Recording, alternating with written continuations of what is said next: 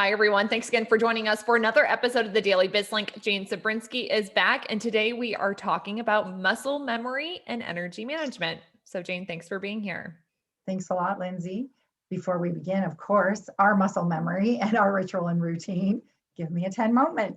I have been prioritizing joy breaks because I think that is essential, especially when working from home. I know we've talked about this previously, but just to take a couple of breaks to catch our breath and then to refocus in on some projects, that's been crucial and super helpful for me. So yesterday the kids were here, and so they always see me recording and they wonder what these microphones and everything are, and they like the lights. So we did a little mini series with the little ones yesterday, and it was so stinking fun. I got so many good laughs out of it. So that was my 10 moment. Oh, and I love that. Well, it's interesting too, because joy breaks, incorporating the joy breaks, creating that habit, right, is what we talk about a lot in terms of rituals and routines.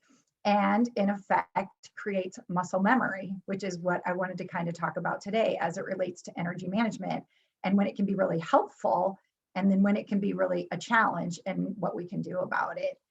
So, first understanding that muscle memory is really kind of reorganizing and rewiring those nerves that make the mind body connection. So, we're really creating these neural pathways from the brain. And again, I'm not a scientist, but studying neuroplasticity is something that is something I really, really am passionate about and spend a lot of time doing. And so, in thinking about muscle memory, it can really help us with our mental energy. It can really put us on autopilot.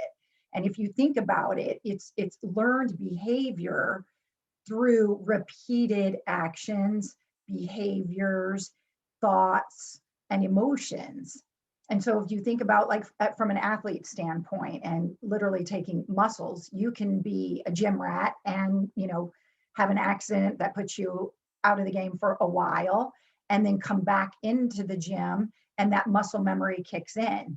Your body, the fascia has changed and you can regain those muscles relatively quickly. And so having muscle memory is great when you want to learn or you want to practice a good habit. And it can be really challenging if you're trying to change maybe a not so great habit. What do you think about that? I agree. Like your example of going back to the gym or getting back into some of those old routines, it's like getting back on the bike. Like it's fairly easy, but I agree. There are some things that we tend to fall back into that are not necessarily positive or helping us to reach our desired outcomes. So, in those situations, Jane, how do we overcome them? How do we change our way of thinking? Well, okay, so I love that you said you got to change your way of thinking because you really do. The super cool part is science shows us that the brain has the ability to be rewired and to literally change. And so there's a saying that whatever fires, wires. So if you think about like what we think about, and that's why our emotions and our thoughts can really impact that change and that muscle memory. And so first of all, we do have to get the new thinking.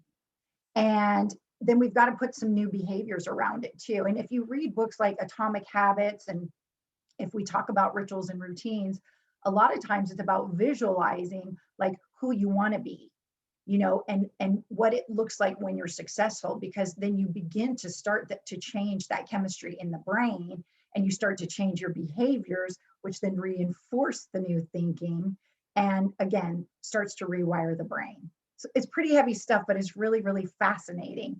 And I'm hoping that it gives people hope, because in the same way that muscle memory works for us when we want to get back to a good habit or we want to engage in something like that, it can be more challenging when we're trying to change a habit. And so what I've experienced personally, of course, and what a lot of my clients experience is that muscle memory is a pull back to an old behavior or an old thought. And it can win sometimes because it's had more practice in that vein. And so when we're challenged with making a change, it's like, don't beat yourself up, because again, even the negative words like, okay, I have no willpower, or I suck at this, I can't do it. What fires, wires. So instead, just giving yourself a little bit of compassion and recognizing like, okay, my old behaviors, my old thoughts are going to have a little bit more power. And so it's going to require more mental energy to change. What do you think? Yeah, I mean, when I think through that, just from my personal experience, it is super easy to fall back into those old habits. And if you do want to change, feeling uncomfortable is probably one of the best feelings you can have in that situation, because that means you're more aware and that change is happening and occurring. Yes. So keep pushing through and remember like what your end goals are. So feeling comfortable and being uncomfortable will help you to reach those your end goals or whatever you're looking to accomplish. So just Well, hang in and there. yeah, no, and that's really true because it can it can feel really wonky and it can feel really uncomfortable inside, and we begin to question like, what does that mean? And so it's just creating a level of awareness to say, hey, you know what? That could be some muscle memory having a pull on me that I need to just kind of redirect, re-engage in the new thinking, and we've got to repeat that process over and over and over again. But just the fact that science supports that we really can change, I think should give everybody hope and give people a little bit of grace in knowing that, okay, change can happen if we want it.